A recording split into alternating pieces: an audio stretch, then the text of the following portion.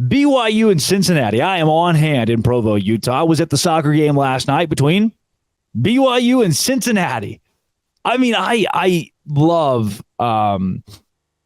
the passion BYU fans have for their university. I think it is truly admirable, the commitment to faith that BYU mixes with a passion for athletics, because there are schools across America that have religious affiliations that don't do it, that they do not put equal amount of time into academics and athletics and still emphasize faith as something important to them. Being inside of being at a soccer game on a Thursday night, sold out crowd, students have packed it out, standing room only, places going nuts for a game against a Cincinnati team that's bad at soccer is a wild thing to see. I mean, I'm looking around myself thinking, how does BYU do this? How does so many schools in the Big 12 and across the country in the SEC and the ACC, the Big 10, wherever, they struggle to do what BYU has built a formula for in college athletics?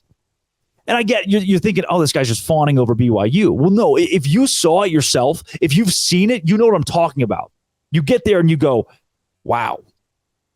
It's tough not to have a serious appreciation for what BYU does.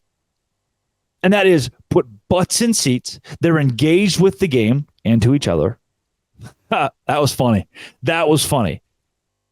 And it is a special atmosphere when you go to a BYU sporting event. And I'm wholly expecting that. Please come say hello. Please. If you see me, come say hi. I met Jackson. I met a couple of guys actually at dinner and at the soccer game who are listeners of Locked On Big 12. That's their first listen every single day. So come say hello if you're at the BYU and Cincinnati game. Cincinnati fans as well. I like Emory Jones. He's sneaky, my friends. And this game is going to be a wild. I mean, you're looking at a BYU running game that is the worst in the Big 12. It could not be worse. It is terrible. BYU can't run the football. Keaton Slovis can't seem to run the football. Cincinnati, on the other hand, they run the ball really well. They've run the ball 50 more times than they've thrown it. And Emory Jones has been good. What this is going to be is a rock fight on one side. Keaton Slovis, look, BYU shouldn't have lost the game by as many points as they did to Kansas. Shouldn't have been a double-digit loss. 3 turnovers they put you in a bad spot. That's 21 points. That gave Kansas 21 points. For Emory Jones, he was not sharp against Oklahoma. Obviously, they didn't score a touchdown.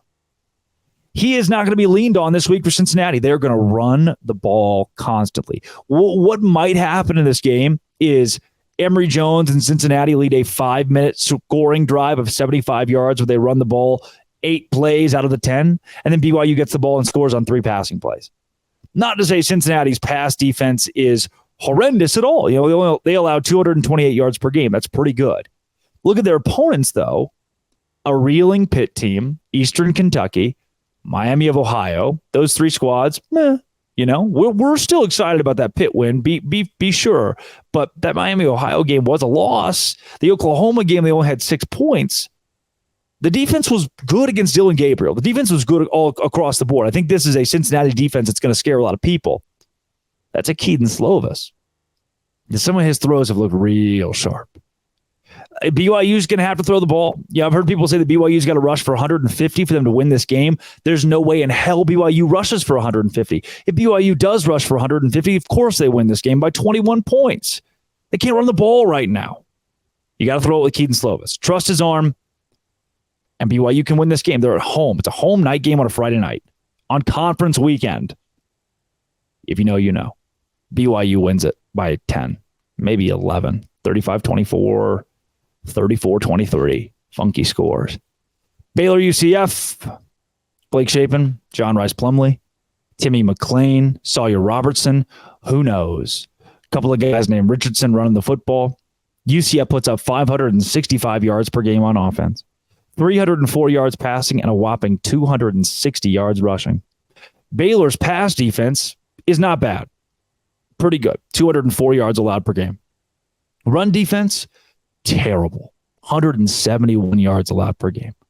UCF, their rush defense, also bad. These are 2 teams that can run all over each other, except Baylor can't throw the ball at all.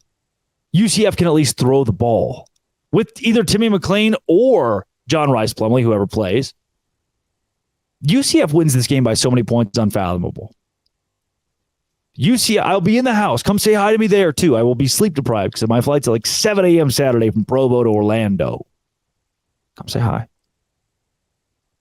UCF wins this game by a lot of points, folks.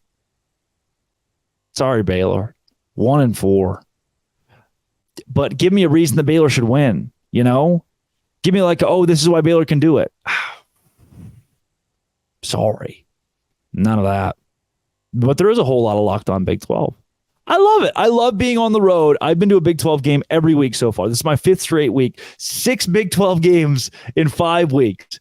The Dose Grande it's rolling on, man. Where should I go next? Maybe coming to a Big 12 game near you. This has been, it always will be, Locked On. Thanks for making it your first listen every single day. I love all of you. Dose Grande.